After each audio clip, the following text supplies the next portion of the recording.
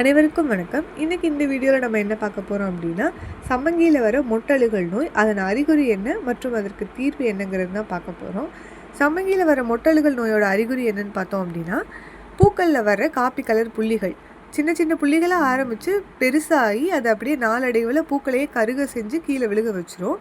இதை ஒழுங்காக பராமரிக்காமல் விட்டோம் அப்படின்னா இது எல்லா செடிகளுக்குமே பரவி இந்த நோயை முழுசாக பரப்பி விட்டுரும்.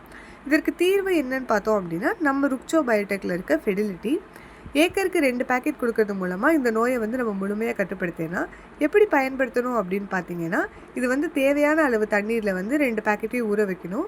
3 நாள் ஊறினதுக்கப்புறம் முதல் டோஸ் ஸ்ப்ரே ஆகும், 2வது டோஸ் வேர் மூலமாகவும் கொடுக்கறதுனால இந்த நோயை முழுமையாக நம்மளால் கட்டுப்படுத்திட முடியும்.